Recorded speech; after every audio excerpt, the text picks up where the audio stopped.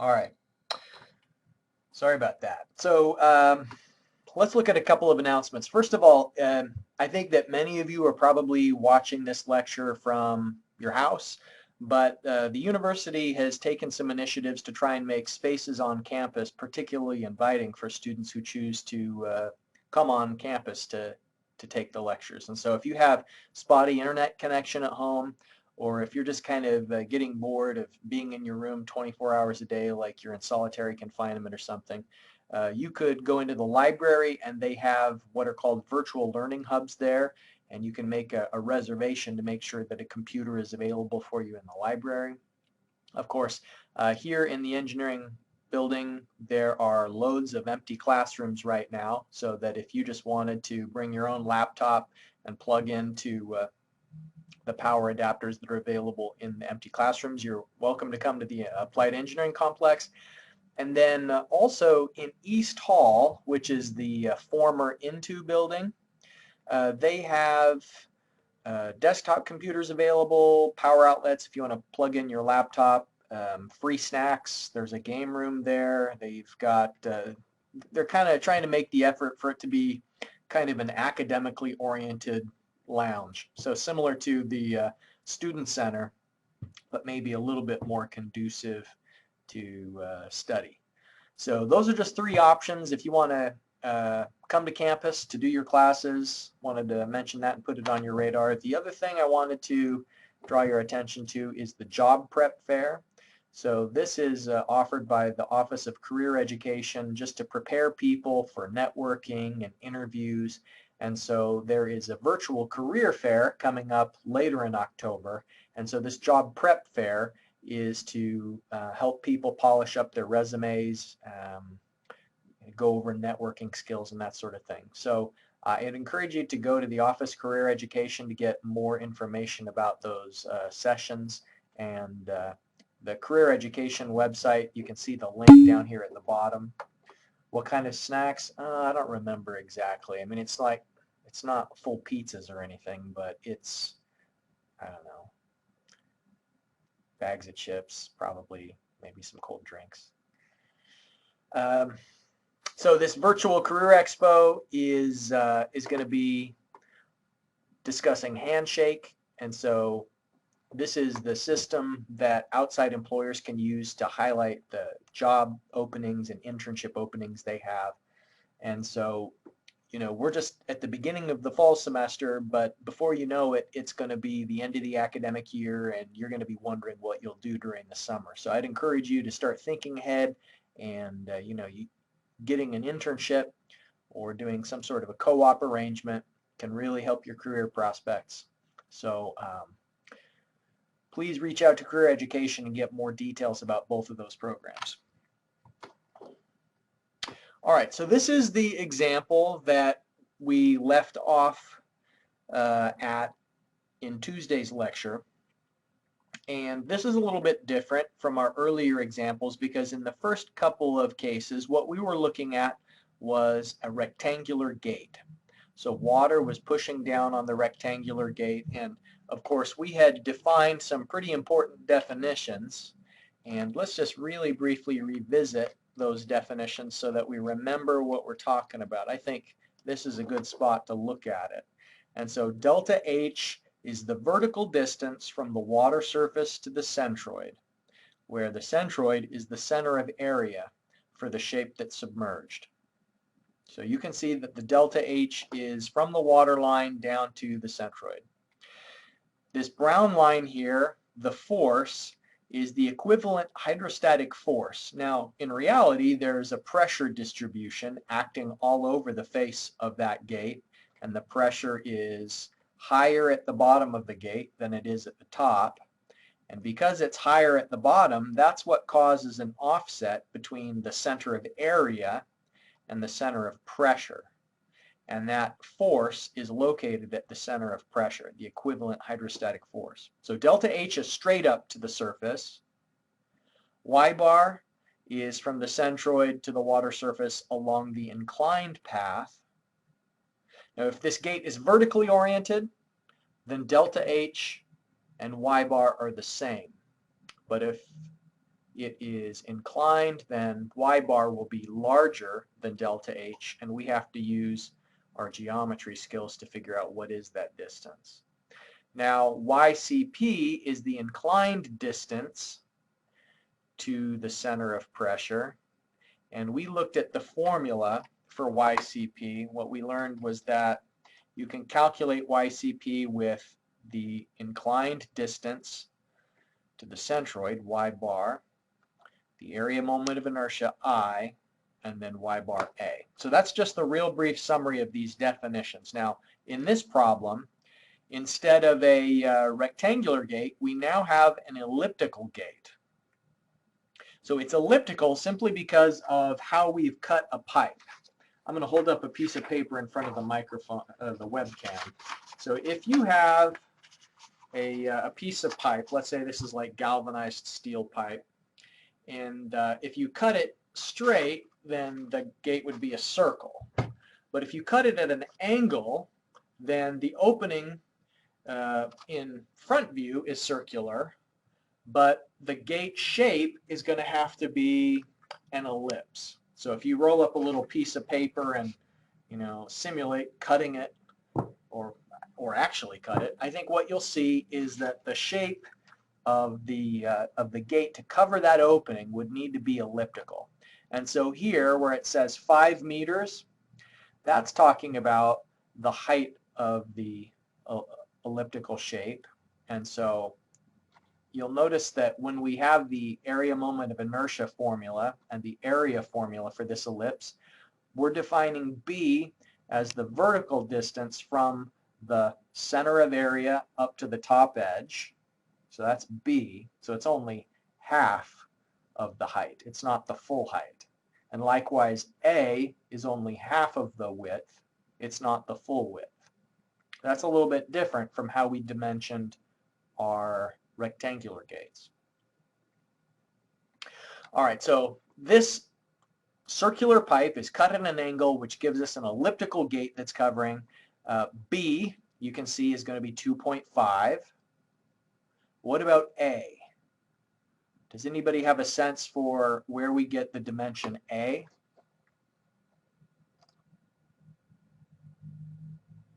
Feel free to unmute your microphone or type your response in the chat window. But what are we going to use for A if we need to calculate the area and the area moment of inertia? And we will need both of those.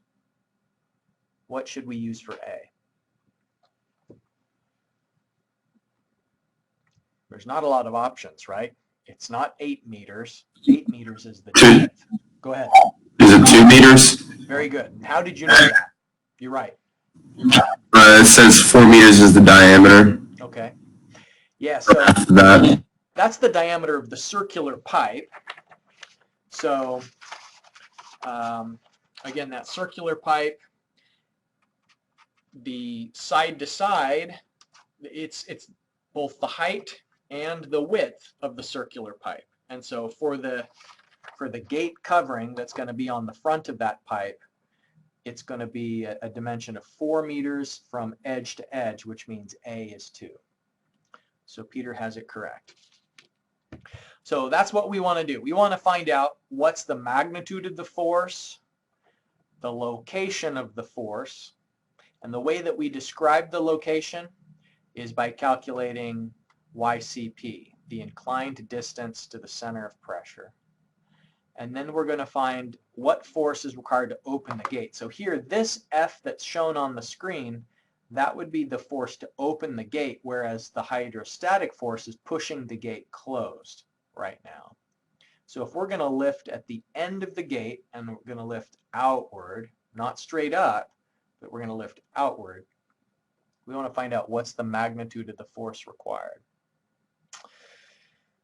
All right, now do you remember how to determine what's the magnitude of the hydrostatic force? What's the equation we use for that? F equals what? P bar times area. Very good. P bar times area. And what is P bar? Change in height from the centroid times the specific weight of the fluid. That's exactly right. So P bar, we call that the pressure at the centroid. And to calculate the pressure at the centroid, we need to know delta H times gamma. So the sketch here shows us that it's water. So we're going to use a gamma of 9810 newtons per meter cubed. Now what about the delta H? Now think about, we need to find out the depth to the centroid. And so the centroid on this ellipse is going to be right in the middle. So what's the vertical distance from the water to the centroid? This is one that doesn't require a calculator. We can just tell by inspection, just by looking. We can, well, in simple addition in your mind, what's the depth to the centroid?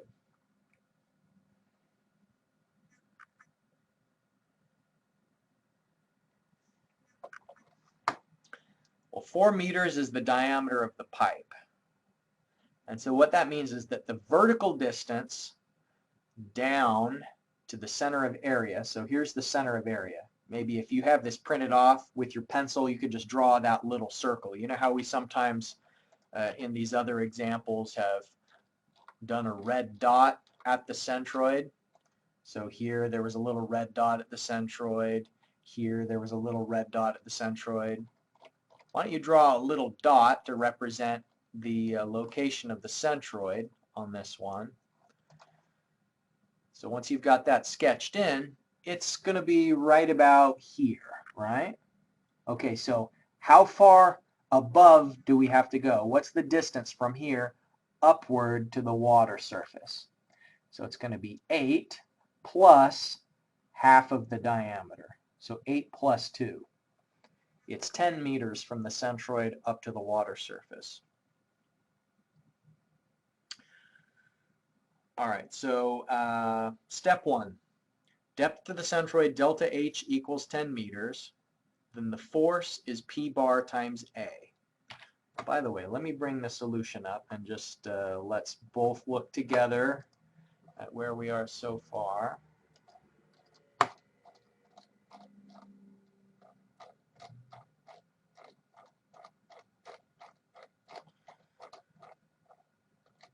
Okay.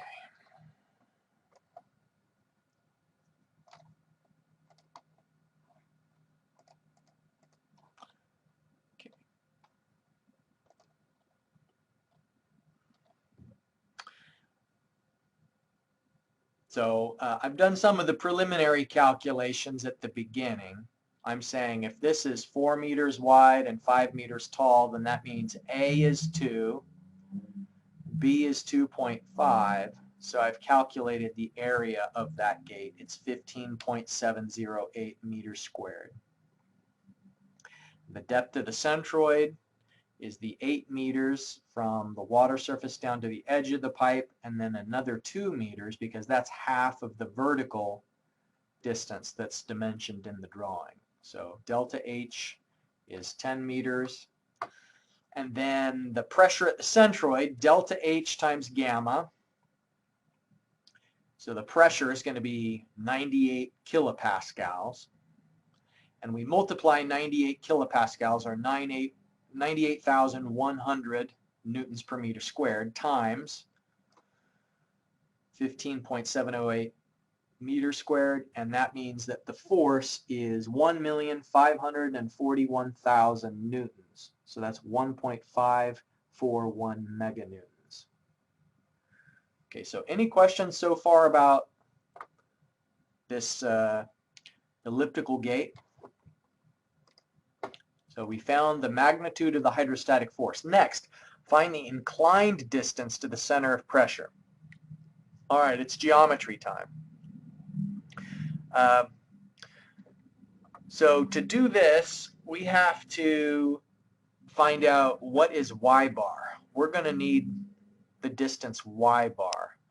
And it's a little bit tricky, but there's a 3, 4, 5 triangle that's going to tell us the angle that this gate is in the water at. And we're going to apply that 3, 4, 5 triangle to find out the inclined distance. And so we know that the the centroid is here, right? We all agree this is the centroid. And so delta H is straight up from the centroid to the water surface. That's 10 meters. Now we want to know, what is the distance if we go sideways? Well, if you continue that line sideways, you'll notice, by the way, that now we're outside of the tank. Well, that doesn't matter. Just extend the water surface sideways because the pressure only depends on what's above the gate. It doesn't matter what's to the side of the gate. And so that's why we can justify just kind of extending the water surface, and we're trying to find out what is the inclined distance from the centroid up the path of inclination, up the path of inclination to where the water surface would be. So that's y bar. And let me show you how we do that. For the y bar, here's the triangle, 3, 4, 5. And so this comes from the gate. If we go back to the sketch, you see how it says it's 5 meters in length. 4 meters is the vertical component of the triangle. So this is a 3, 4, 5 triangle. And what I say is our vertical distance is 10 meters. We know that delta H is 10 meters. And so I'm trying to find what is the inclined distance. And so 10 meters is to 4 as y bar is to 5. So I can use that relationship to determine that the y bar, the inclined distance, is 12.5 meters.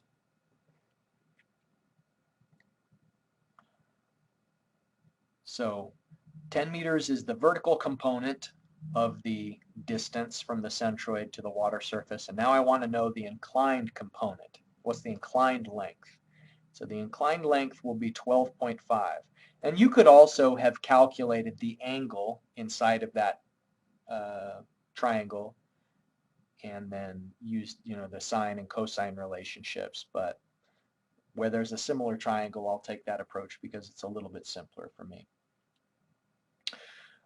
Okay, so y bar we have, and so the formula now that we substitute into to find YCP, our general formula for YCP, where was that?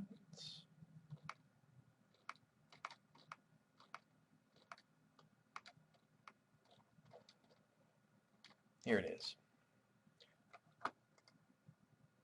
Y bar plus I divided by y bar A. So y bar is 12.5.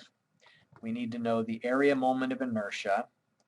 And so here I've done the calculation for the area moment of inertia. It's pi AB cubed divided by 4. So pi times 2 times 2.5 to the third power divided by 4. So the area moment of inertia is 24.544 meters to the fourth. And so here's the formula for YCP. It's y bar plus I divided by y bar A. And I've rearranged it because we're going to have to do a moment analysis to get our final answer. The ultimate aim of our analysis on this example is what force is required to open up the gate. And so we're trying to find out what is this F.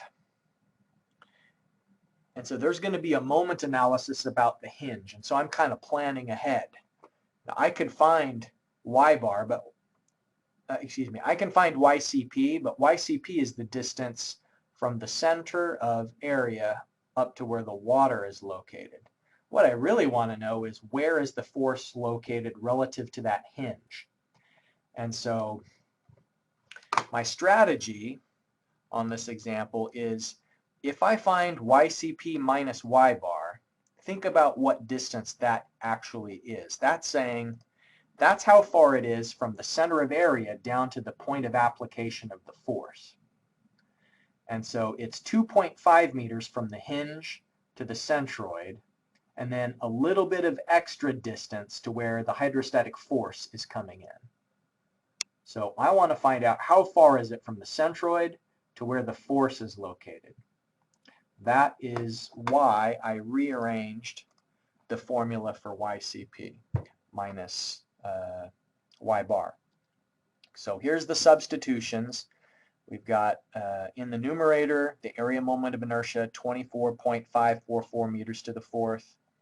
In the denominator, Y bar times area. So the result of that calculation, 0.125, that's how far it is from the centroid to where the force is located. So the center of area of this ellipse, and a little bit below that is where the hydrostatic force is applied. So in order to find the force required to open the gate, I'm going to do a moment analysis, and that makes me want to understand where is the hydrostatic force applied. I know the magnitude is 1.541 meganewtons, and the force is always going to be a little bit lower than the centroid, so the question is how much lower? And our calculation told us that the additional distance from the centroid to where the hydrostatic force is located, 0.125 meters. Any questions so far about any particular component? I'm sure if you have a question, someone else almost certainly will as well. So if you've got a question so far, please ask it. I'm begging you. In a normal semester, I'd be walking around as you work on this example, and there would be tons of people who would have questions or hang-ups or not quite understanding things. And so I don't think instantly we all got smarter because we're doing this class remotely. So if you've got questions, please chime in.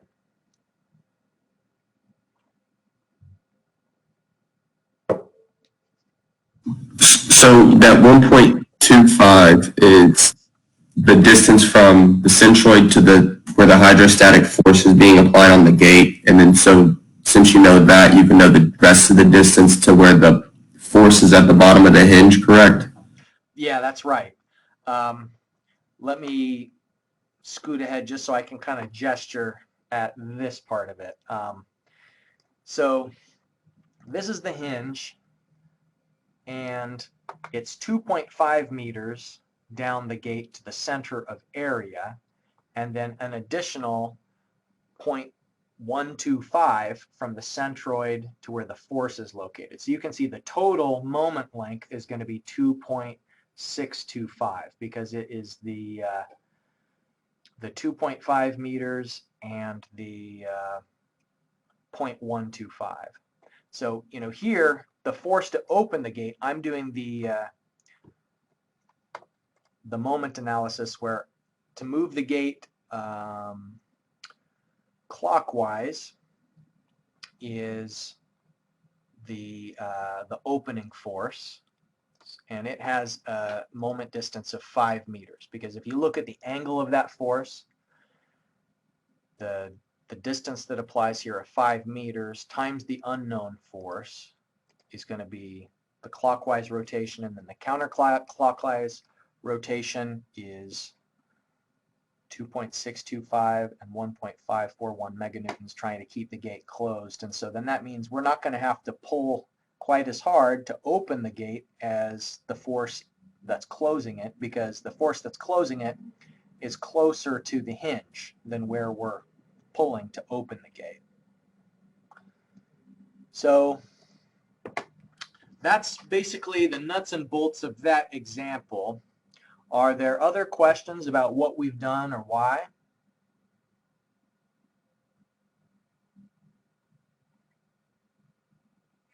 I'll leave it up for a moment in case there's anything that you're still copying down.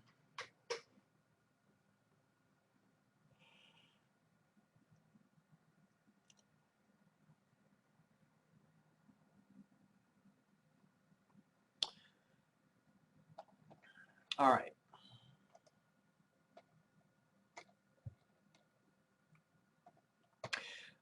The in-class exercise problem that I posted on Blackboard shortly before class, if you want to see what that looks like, it's basically just a handout that if we were meeting face-to-face, I would have printed this and brought a copy to the class so that you could do your calculations right there on the paper.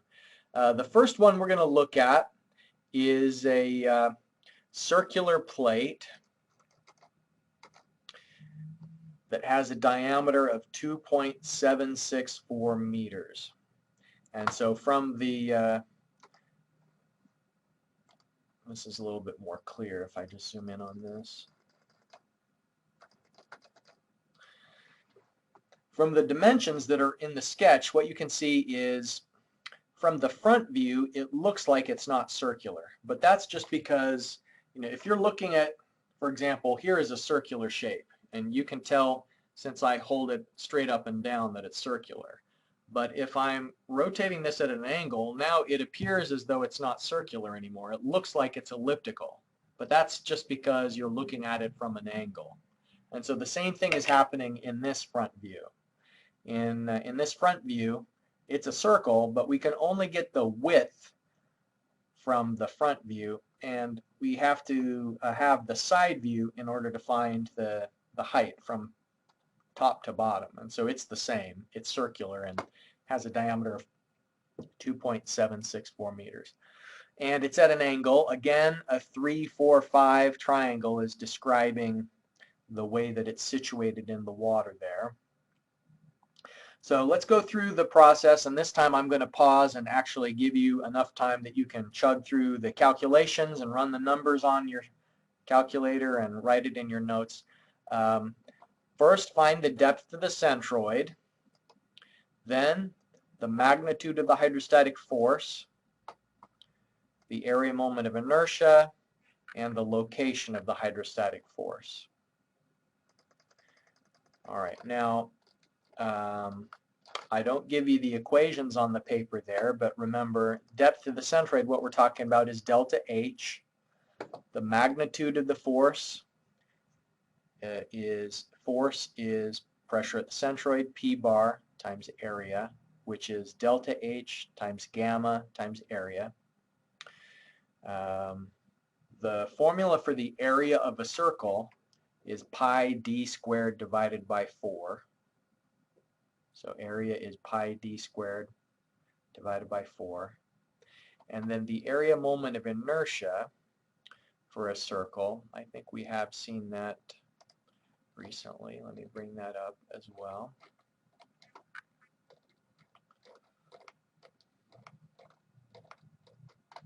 All right, the circle is pi r to the 4th divided by 4.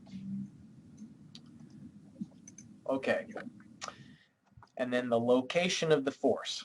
So the force is going to be a little bit lower than the centroid. So we want to find out what is the inclined distance from the water down to where the force is applied. So you need to calculate what is the YCP for this particular case. And so what I'm asking for is find YCP. All right. So I'm going to pause, stop talking, and give you a chance to work through each of those steps.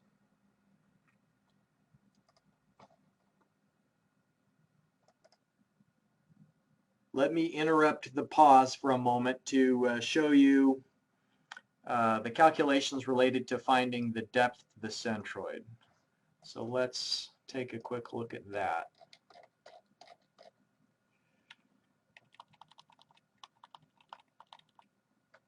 Okay.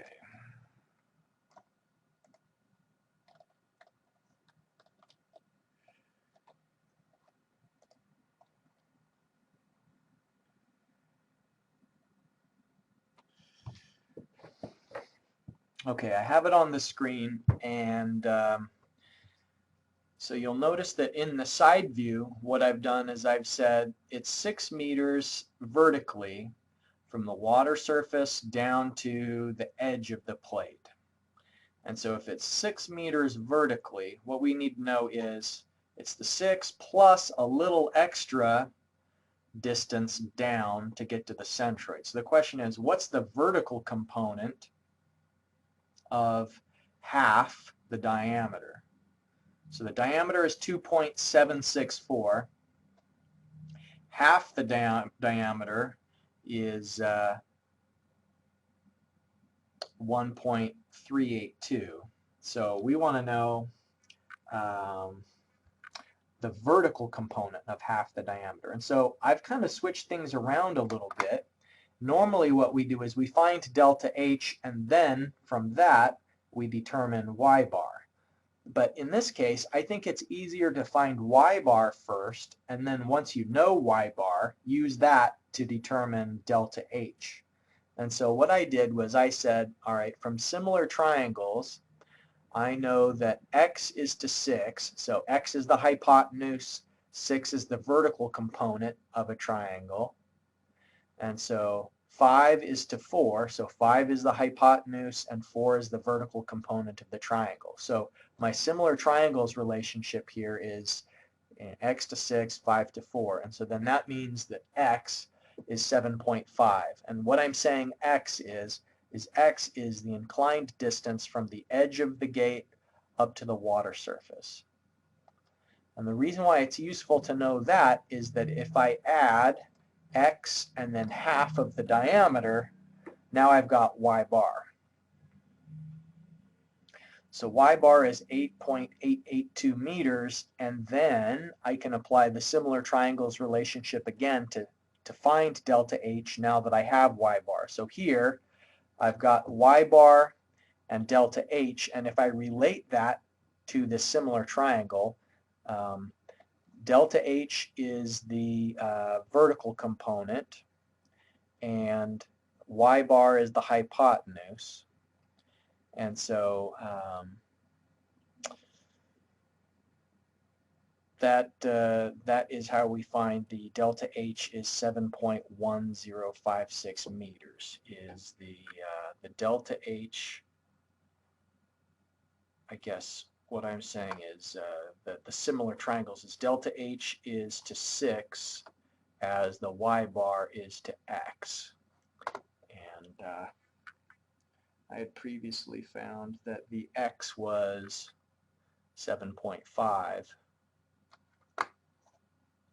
x being the hypotenuse of the triangle. All right, so sometimes it's the geometry that's the tricky part of this. Now that we've solved for both the delta H and the y bar, everything else kind of falls into place pretty easily. If we consider the magnitude of the force, it's the pressure at the centroid times the area. And so the magnitude of the force is delta H times gamma of the fluid times the area. And I guess, okay, Peter asks a question. In the previous example, it was the distance to the hinge, then half the diameter. I'm confused why this one is different. Distance to the hinge and then half of the diameter. So you're talking about, that was the YCP. No, the Y bar, right?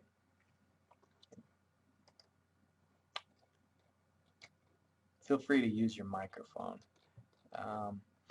So in this example, we were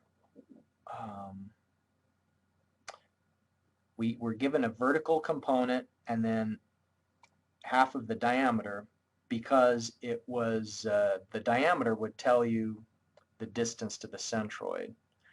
And so the diameter was a vertical distance. In this case, the diameter is an inclined distance. It's not a vertical distance. So I guess that's the contrast between the previous example and this one. Does that answer your question, Peter? Yeah, yes, it does. Okay, great.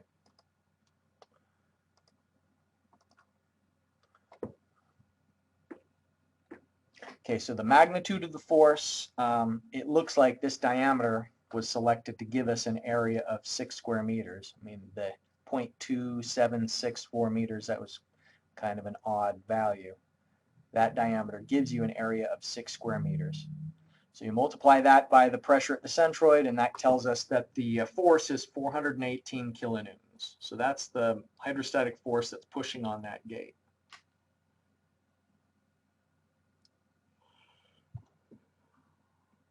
Now, it also says that we need to know the area moment of inertia. And so I equals the radius to the fourth power divided by 4. Was that the formula that we talked about earlier? Radius to the fourth divided by 4. So radius is half the diameter. So 1.382 to the fourth power multiplied by pi divided by 4. So we've got the area moment of inertia, and then finally we can find the inclined distance from the water surface to the centroid, the center of pressure, which is where the force is applied, is 8.936 meters.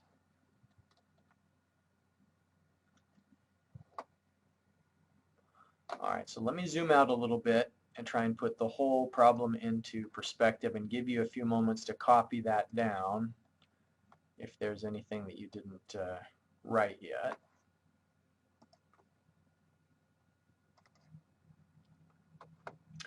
Okay, well, let's move on. Let's look at this next example. Are there any questions related to the circular plate before we move forward?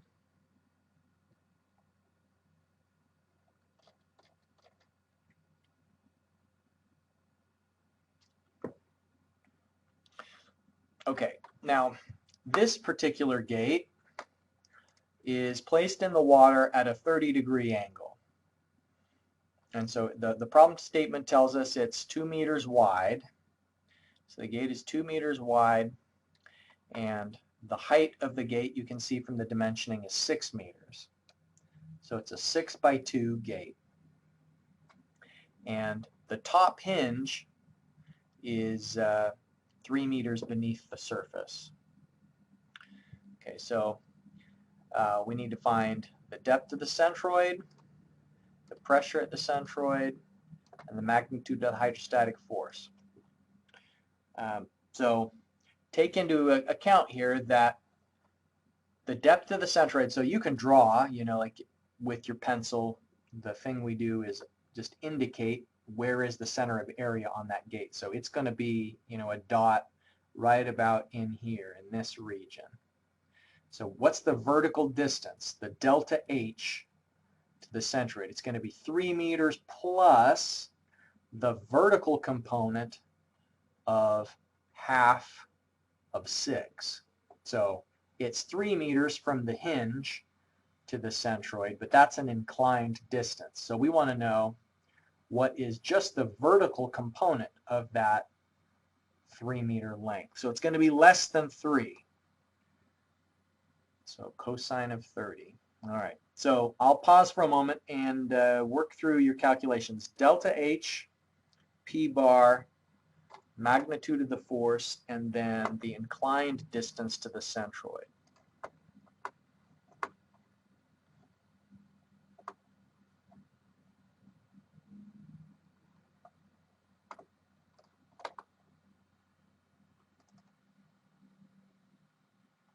Okay, I'll interrupt for a minute and let's go through these first 4 bullet points on the example. Let's find the depth to the centroid, pressure at the centroid, magnitude of the force, and then the inclined distance. Okay, so before I bring up the solution, as far as the depth of the centroid, what you ought to do as a first step is draw the dot that illustrates where is the centroid. And so it's going to be here in the middle of the gate. And so what we want to find out is how far is it from that up to the water surface. So the vertical distance.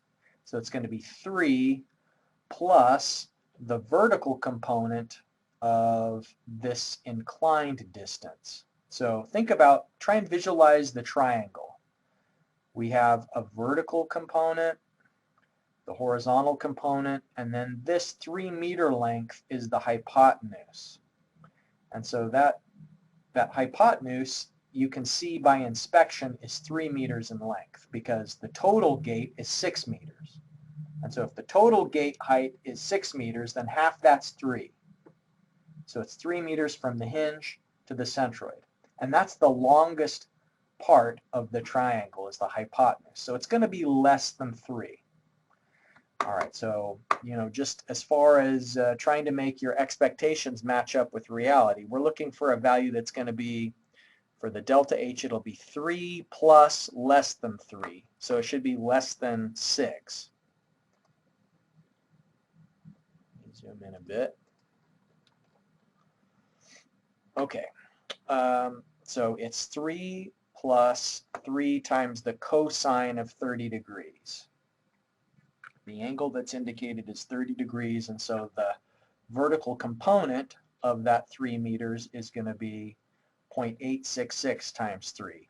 And, if you can't remember whether to do sine or cosine, the thing to remember is if it's only at a 30-degree angle, then most of its length is going to be vertical. And so 86% of its distance is projected in the vertical plane. And so, the sine of 30 degrees would be, I think, 0.5. And so, it's more vertical than it is horizontal when it's at a 30-degree angle. And so it would make sense that of its 3 meters, the majority of it is vertically oriented. So that's just sometimes another way to think about it. So the delta H is 5.598 meters. And, like how many digits of precision to carry through in a problem like this? Well, the dimension says that it's 3 meters of depth, 6-meter gate height. Let's just assume that that's, accurate, like perfectly accurate. And so, we would just keep enough digits to kind of make it clear that, like if you rounded up to 6, then you kind of lose the ability to know whether the calculations you're doing are correct. If you round your final answer to 6, then, so, I'm just kind of keeping enough precision here to kind of make the example a good illustration. All right, so that's the delta H. Now the pressure at the centroid, you just multiply the gamma by that, so you can see that the pressure is 54 kilonewtons. The magnitude of the force, you multiply the pressure by the area. So the area is 6 by 2. So that means the force is 659 kilonewtons. And now the y bar is the inclined distance from the centroid up to the water surface. And so you can see I've put in this little dashed line. You see the little dashed line that I drew here inside of that concrete block that everything is kind of tied into. So what I did was I said, we have some vertical component of that distance from the hinge at A straight up is 3 meters. So that's if we have a triangle, that's the vertical component of the triangle is 3 meters. But what I want to know is the inclined distance, and so that's the hypotenuse of the triangle. So it's going to be longer than 3 meters. 3 meters is just the one of the sides of the triangle, but I'm calculating the longest distance of all, the hypotenuse, and so it's going to be 3 meters divided by the cosine of 30 will give me the inclined distance. So that's 3.464 meters. So I think it has to be longer than 3, if 3 is just the vertical component of that distance. Excuse me.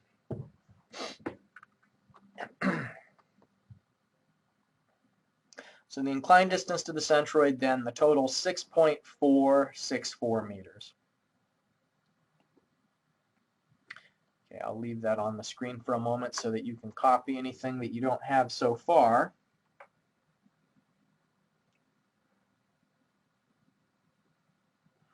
Now it's going to ask us what is the force applied to the gate by the stop. And the last 2 intermediate steps for that is, number 1, find the YCP minus the Y bar. Because, Y bar is all the way from the water surface down to, I wish it was easier for me to sketch right onto the screen. Nah, I don't think there's a simple way. Well, the inclined distance from the water surface to where the force is located. So the force is located below the centroid. So here's the centroid. The force is going to be a little bit lower than that. So YCP tells me in the inclined distance. What I really want to know is, what's the distance from the hinge to where the force is located? Because I'm going to have to do a moment analysis. I'll have the hydrostatic force acting on the gate to try and push the gate counterclockwise. And then the stop is pushing the gate in the clockwise direction. So it's resisting the hydrostatic force. So what I want to know is, I have the magnitude of the force, but where is it located along that gate? And so this is suggesting that if you do the YCP minus Y bar, then that'll be a convenient way to set up the moment analysis later on. So YCP minus Y bar is I divided by Y bar A. So I is the area moment of inertia. For a rectangular shape like this, it's AB cubed divided by 12. So A is the width, B is the height.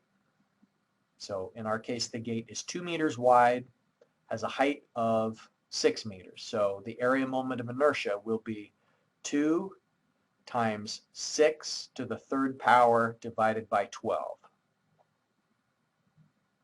And this quantity is I bar divided by Y bar A.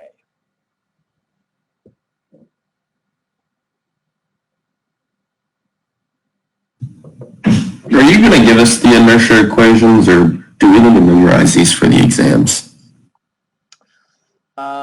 That's a great question.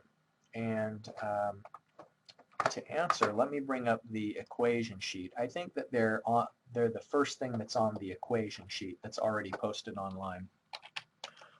Let me just briefly bring up the equation sheet, and so we can look at it together. The answer is I'll give it, but I want to show you where it is. I think in the end you'll memorize it whether or not you want to. Just out of repetition, you will have used it so many times. So here's the equation sheet that's posted online for the exams, and there they are, the same area moment of inertia formulas that we've been looking at during our class meetings. So it's there along with some other formulas as well. Okay, so now zoom out a bit. Okay, so the distance from the centroid to the center of pressure. So here's the centroid, and then the force is applied a little bit below that. So the question is, how far, what's the distance from the centroid to where the force is applied? So you can see that the area moment of inertia is 36 meters to the fourth. And then dividing that by the Y bar times A.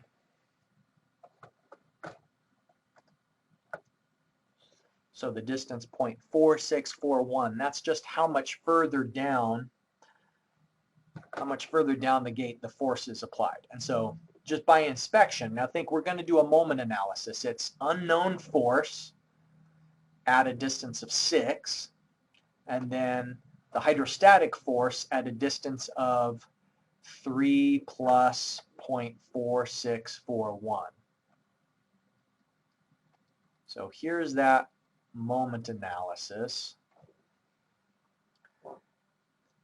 Moving in the counterclockwise direction is our hydrostatic force at a distance of 3.4641 meters.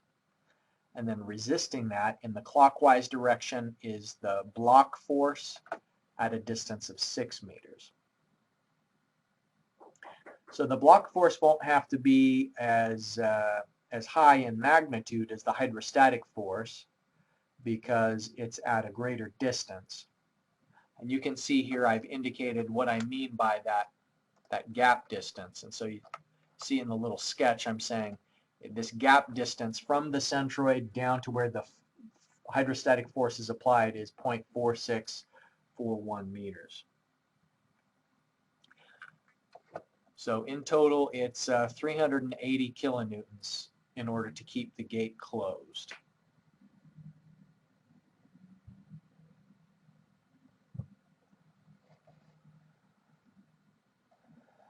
All right, so let me zoom out a little bit and give you a moment just to reflect on the solution in its entirety. What is it, 80%? I can see the whole thing.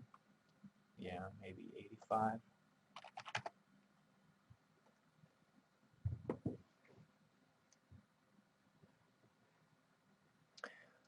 Okay, so any questions on that example?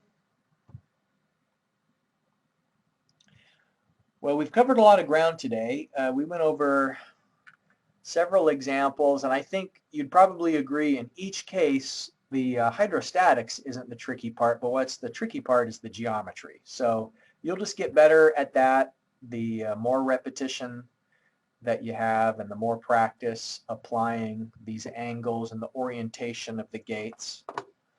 One last thing that, we'll, I guess, look at the next example. Yeah, we've got the time. What if the gate is horizontal? Rather than being vertically oriented, what if it's just flat in the water? Well, the magnitude of the hydrostatic force, remember, is the depth of the centroid multiplied by the unit weight multiplied by the area. So I think probably you could really quickly, with your calculator, find the magnitude of the force. The magnitude of the force is going to be 5 meters times 9810 times the area. The area is 6 square meters. 294 kilonewtons is the force, and it's acting straight down, okay, normal to the surface. Now, this example says, next, find the weight of the water above the plate. And so consider the volume of water that's above it, and then multiply the volume of water by the unit weight of the fluid. And so think about what kind of shape is projected in this case. I have a sketch of it just to help you to visualize. Let me find that sketch briefly.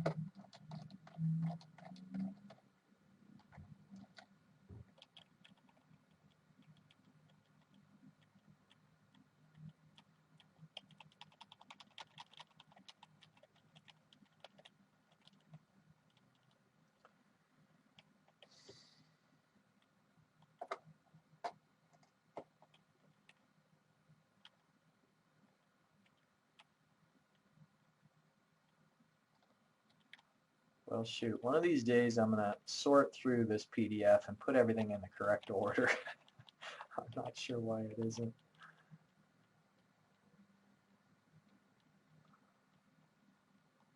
Sure makes it tricky to find things, though.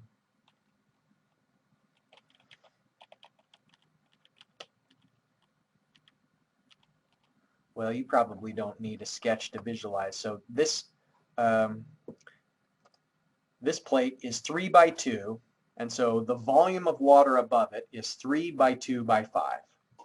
So what is the volume of a rectangular box that has dimensions of 2 by 3 by 5? So if we multiply 2 times 3 times 5, that's 30 cubic meters, and then multiply that by 9810, that's the unit weight of the fluid. What you're going to find is it's the same 294 kilonewtons if you had found the force acting from above. And so you can see down in italics at the bottom, the conclusion that I drew from that is that the weight of the water is equal to the vertical component of the hydrostatic force. And this is an important lesson as we begin to transition in our next lectures into forces on curved surfaces. You know, so far, what every shape that we've looked at so far shared in common is that it is a flat surface, but water pressure also acts onto curved gates. And there's a lot of things that are curved. You think about the hull of a boat or buoys that are underwater. There are a lot of shapes that are curved, and so we also have to be able to handle forces on these curved surfaces. And so this last example is kind of just a conceptual tie-in that tells you vertical force is equal to the weight of the water above the gate. So just in summary, if you found it the normal way, if you found the hydrostatic force the normal way, what we said was force is the pressure at the centroid times the area. And of course, pressure at the centroid is delta H times gamma. So if you find this F, then it is the delta H of 5 meters times 9810 times the area of 6 square meters. So that's 294 kilonewtons. But then the other way of thinking about it is what's the weight of the water that's above this horizontal plate? And the weight of the water is going to be how much water is there in a 2 by 3 by 5 cube. So 2 by 3 by 5, multiply that all together, multiply it by 9810, 294 kilonewtons. All right, well, that's all I have for you today. Just to revisit these announcements, remember to go onto the Office of Career Education website to learn more about the career expos that they're having and the job fair. And then if you'd like to check out some of the on-campus locations just to feel reconnected with campus on a more regular basis, then feel free to visit any of those locations. And then one last thing, for those of you who are in fluid mechanics lab, civil engineering 319, remember that the lab related to hydrostatic forces, that assignment is due tomorrow by 4 p.m. All right, well, that's all I have for you today. Hope you're doing well. Take care and feel free to get in touch if you have any questions. Bye-bye.